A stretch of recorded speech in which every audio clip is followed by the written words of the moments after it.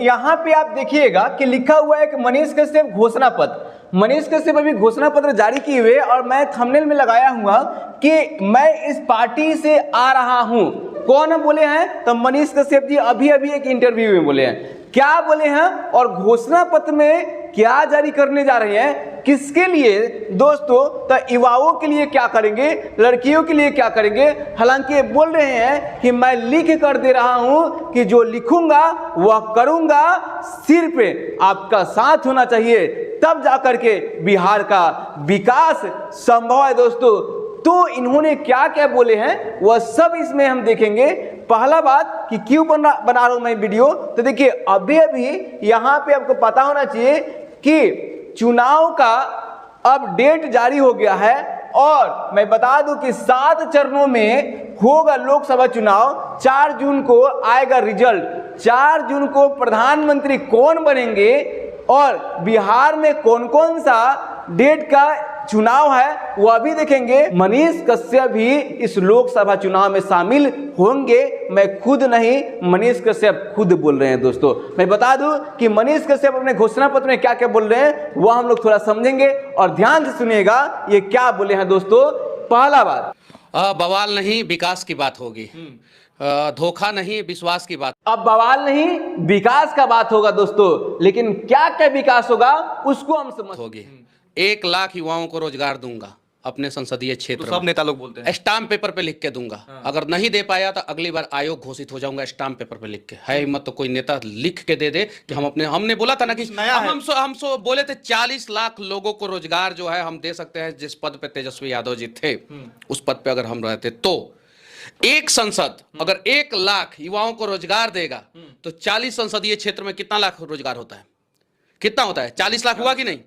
1 लाख युवाओं को रोजगार दूंगा जिसमें 50,000 लड़कियां महिलाएं रहेंगी और 50,000 लड़के रहेंगे। ये बोल रहे हैं कि स्टाम्प पेपर पर 1 लाख नौकरी दूंगा अपने संसदीय क्षेत्र में दोस्तों, अगर मैं जीत करके आ रहा हूं तो। और इसलिए 40 को आपका सीट है बिहार में और 40 लाख अगर 1-1 लाख प्रत्येक सांसद दे नौकरी, 40 लाख पुरता है। ये स्टाम्प पेपर पर लिख के दे रहे हैं, ये बोलते नजर आ रहे हैं। 25,000 बच्चियों को फ्री ऑफ कॉस्ट हर साल पढ़ाऊंगा, फ्री ऑफ कॉस्ट, 1 रुपया नहीं लगने। प्रत्येक साल 25,000 लड़कियों को फ्री शिक्षा दूंगा। तो इसी के साथ तीसरा घोषित कर रहे हैं कि मैं प्रत्येक ब्लॉक में आपका स्विमिंग पूल होगा, इंडोर या आउटडोर होगा, उसके साथ प्लेग्राउंड में बना करके दूंगा। ये इनका घोषणा पत्र में नजर आ रहा है, ये बोलते नजर आ रहे हैं, आप इसको देखते रहिए। कम से कम हर एक ब्लॉक में इंडोर आउटडोर स्टेडियम बनवाऊंगा विथ स्विमिंग पूल। क्योंकि हमारे यहां चंपारण में मई, जून, जुलाई, अगस्त, सितंबर ये 5 महीना में हर दिन एक मां जो है अपने बेटे को जो है नदी में डूबने की वजह से खो देती है, हर दिन खोती है। और ये सारी चीजें स्टाम्प पेपर पे पूछ रहे हैं दोस्तों। ये जो भी पत्रकार महोदय बोल रहे हैं कि आप कैसे कीजिएगा, इतना सारा पैसा कहां से लेगा? तो बोल रहे हैं कि सिर्फ हमें 11 रुपया चंदा दीजिए, उसके बदले में मैं आपको जॉब दूंगा। ये बोलते नजर आ रहे हैं। क्या ऐसा संभव है कि नहीं है? आप कमेंट बॉक्स में जरूर लिखिए और मेरे साथ बने रहिए दोस्तों। हमको 11 रुपया चंदा दे दीजिएगा लोग, बदले में हम आपके बच्चों को रोजगार दे देंगे। 1 लाख युवाओं को रोजगार लिख के देंगे और एकदम उनका सार्वजनिक करेंगे। 4 साल के बाद उनका सबका डेटा सार्वजनिक कर देंगे कि हमने इतने लोगों को रोजगार दिया है, वो सारा डेटा सार्वजनिक कर देंगे। और ये सब कुछ स्टाम्प पे होगा, सारा कुछ स्टाम्प पेपर पे। अगर नहीं कर पाए तो अगली बार हम चुनाव लड़ने से, लोकसभा का चुनाव लड़ने से आयोग घोषित हो जाएंगे। ये करके देंगे हम। तो ये नया जो है बिहार के लिए बात ये है, नई बिहार की बात होगी। उदाहरण अगर एक जगह सेट करेंगे, सारे सांसदों के ऊपर दबाव पड़ेगा कि मनीषवा जब 1 लाख का दिया है तो कम से कम तुम 25,000 युवाओं। जितना भी मैं बोल रहा हूँ, ये बोल रहे हैं कि जितना भी मैं बोल रहा हूँ कि अगर 5 साल में ये सब नहीं कर पाया दोस्तों, तो मैं अगला बार अयोग्य घोषित हो जाऊंगा कि मैं इस लायक नहीं हूँ, मैं इस योग्य नहीं हूँ, इसलिए मैं चुनाव नहीं लड़ूंगा। ये खुद बोलते नजर आ रहे हैं। आप क्या सोच रहे हैं? आप सजेशन कमेंट बॉक्स में मेरे साथ बने रहिएगा। और कि टिकट कौन दे रहा है और कहां से लड़ रहे हैं दोस्तों, तो आंसर सुनिएगा। आंसर क्या है?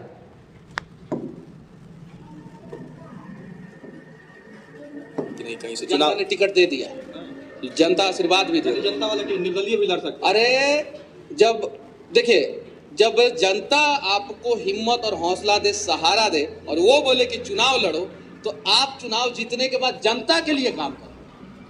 और जब आप सेटिंग करके टिकट लेंगे, दलालों के थ्रू टिकट लेंगे, सूटकेस व्यवस्था करके टिकट लेंगे, जातीय समीकरण साध के टिकट लेंगे, तो 5 साल खाली पैसा कमाने के चक्कर में रहेंगे। हमको लोगों ने कह दिया, हम फिर से कहना चाहते हैं, 1 लाख युवाओं को हम अपने संसदीय क्षेत्र से नाम लिस्ट बायोडेटा के हिसाब से जो है वो रोजगार देंगे एकदम पूरा, और उसका लिस्ट सार्वजनिक करेंगे। कौन सा वो संसदीय क्षेत्र? चंपारण। कौन सा चंपारण? चंपारण, चंपारण पूर्वी पश्चिमी दोनों? चंपारण से ही लड़ेंगे, कुछ दिन समय दीजिए। चंपारण से ही लड़ेंगे दोस्तों। उसके अलावा चंपारण 10,000 बच्चियों को जूडो कराटा सिखाएंगे, 10,000 बच्चियों को, ताकि जो है वो आत्मनिर्भर हो सके। और कोई मजनू अगर उसको छेड़ने का प्रयास करे तो मारे एक मुक्का कि उसका 32 झाड़ दे। ये बोलते नजर आ रहे हैं दोस्तों कि मैं प्रति वर्ष 10,000 लड़कियों को एक कराटा सिखाऊंगा, और बोल रहे हैं कि जो भी छेड़ेगा वो उसका मजनू का दांत भड़का देंगे। ये नजर कहते आ रहे हैं इस वीडियो में। दोस्तों आप क्या सोचते हैं इसके बारे में, वो भी आप कमेंट बॉक्स में अपना सजेशन लिख सकते हैं दोस्तों। और मैं बता दूं कि ये भी बोल रहे हैं कि मैं जनता के पार्टी से आ रहा हूं, लेकिन पता नहीं चल रहा है कि कौन से पार्टी से, खुद का पार्टी से या भाजपा के पार्टी से। लेकिन कुछ ही दिन में यह आपका क्लियर हो जाएगा। और बार बार बोल रहे हैं ये कि मैं 1 लाख एक अपना संसदीय क्षेत्र से प्रतिवर्ष जॉब दूंगा। यह आप सुन रहे हैं दोस्तों मेरे साथ। उसके बाद हम फिर मनीष कश्यप पे आएंगे दोस्तों। अभी देखिए बिहार में यहाँ पे कौन कौन सा डेट के चुनाव है, यहाँ पे देखिएगा। राज्य यहाँ पे बिहार है, 40 सीट पे क्या होता है, चुनाव होता है। हालांकि पिछले चुनाव में 40 में से 39 को सीट भाजपा जीती थी दोस्तों। और यहाँ पे मैं बता दूं कि यहाँ पे 19 तारीख को, 26 तारीख को, 7 तारीख को, 13, 20 और 25 और 1 जून तक क्या होगा, चुनाव का डेट है। और यहाँ पे मैं बता दूं कि पहला चरण में यहाँ आपका डेट यहाँ पे देख सकते हैं। मैं पूरा चार्ट निकाल के आपको दे रहा हूँ कि पहला चरण में यहाँ आपका चुनाव होगा। फिर दूसरा चरण में कहाँ होगा, तो देखिएगा दूसरे चरण में जो होगा वो 26 अप्रैल को होगा, और पहला चरण 19 अप्रैल को होगा। तो 19 अप्रैल से समझिए कि चुनाव शुरू हुआ है। और यहाँ पे बिहार में किशनगंज, कटिहार, उसके बाद पूर्णिया, उसके बाद भागलपुर, उसके बाद से बांका जिला में यह सब चुनाव का शेड्यूल लाया गया है। और तीसरे चरण में यह सब आपका जगह का नाम है दोस्तों, जो कि बिहार का जिला का नाम है। और चौथा चरण 13 अप्रैल को होगा। और इसी के साथ 5वें चरण जो होगा वो आपका 20 तारीख को होगा। और उसी तरह अप्रैल के बाद मई में, उसके बाद से जो मई में जो होगा वह 20 मई को वह आपका सीतामढ़ी, वहाँ पे मधुबनी, मुजफ्फरपुर, सारण और हाजीपुर। तो यहाँ पे सारण और हाजीपुर में 20 तारीख को एग्जाम नहीं आपका चुनाव होने वाला है दोस्तों। और मैं बता दूं कि छठे चरण 25 तारीख को होगा। उसके बाद से 1 अप्रैल को होगा 7वें चरण, और 7वें चरण के बाद 4 अप्रैल को रिजल्ट हो जाएगा कि कौन आपका प्रधानमंत्री बनेंगे दोस्तों।